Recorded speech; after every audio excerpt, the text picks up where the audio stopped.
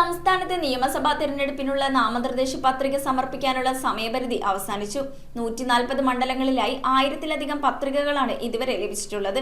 പത്രിക പിൻവലിക്കാനുള്ള സമയം കഴിയുന്നതോടെ തിരഞ്ഞെടുപ്പ് ചിത്രം പൂർണ്ണമായും തെളിയും. നിയമസഭാ തിരഞ്ഞെടുപ്പിന് നാമനിർദ്ദേശ പത്രിക നൽകാനുള്ള സമയപരിധി അവസാനിച്ചു. 140 മണ്ഡലങ്ങളിലായി ഇതുവരെ 1269 പത്രികകളാണ് സമർപ്പിച്ചിരിക്കുന്നത്. സൂക്ഷ്മ പരിശോധനയ്ക്ക് ശേഷം 26 വരെ പത്രിക പിൻവലിക്കാനുള്ള സമയം ഉണ്ടായിരിക്കും. അതോടെ സംസ്ഥാനത്തെ തിരഞ്ഞെടുപ്പിന്റെ അന്തിമ ചിത്രം തെളിയും. ഇത്തവണ പത്രിക സമർപ്പിക്കാനുള്ള സമരം തീരെ കുറവായിരുന്നു. തിരഞ്ഞെടുപ്പ് പ്രഖ്യാപനത്തിന് ശേഷം 6 പ്രവൃത്തി ദിവസം മാത്രമാണ് പത്രിക സമർപ്പണത്തിന് ഉണ്ടായിരുന്നത്. പോളിംഗ് ഉദ്യോഗസ്ഥരിൽ പ്രിസൈഡിംഗ് ഓഫീസർമാർ, ഫസ്റ്റ് പോളിംഗ് ഓഫീസർ എന്നിവർക്കുള്ള ആദ്യഘട്ട പരിശീലനം 29 വരെ നടക്കും. പരിശീലന കേന്ദ്രങ്ങളിൽ ഇവർക്കുള്ള തപാൽ ബാലറ്റ് ഫോം സമർപ്പിക്കാൻ ക്രമീകരണം ഏർപ്പെടുത്തും. രണ്ടാം ഘട്ട പരിശീലനം നടക്കുന്ന കേന്ദ്രത്തിൽ വോട്ട് രേഖപ്പെടുത്താനുള്ള വോട്ടർ ഫെസിലിറ്റേഷൻ സെന്റർ ക്രമീകരിക്കും. 2ഉം 3ഉം പോളിംഗ് ഓഫീസർമാർക്കുള്ള പരിശീലനം രണ്ടാം ഘട്ടത്തിൽ മാത്രമായി പരിമിതപ്പെടുത്തിയിട്ടുണ്ട്. ഇവർക്ക് ആദ്യഘട്ട പരിശീലനം നടക്കുന്ന ഏതെങ്കിലും കേന്ദ്രത്തിൽ തപാൽ ബാലറ്റിന് അപേക്ഷ സമർപ്പിക്കാം. 140 മണ്ഡലങ്ങളിലെ റിട്ടേണിംഗ് ഓഫീസർമാർക്കുള്ള രണ്ടാം ഘട്ട പരിശീലനം പൂർത്തിയായി. അതേസമയം പോലീസുകാർക്ക് തപാൽ ബാലറ്റിന് അപേക്ഷിക്കാൻ 7 ദിവസം വരെ സമയം അനുവദിക്കുമെന്ന് സിഇഒ രത്തൻ യു കേൽക്കർ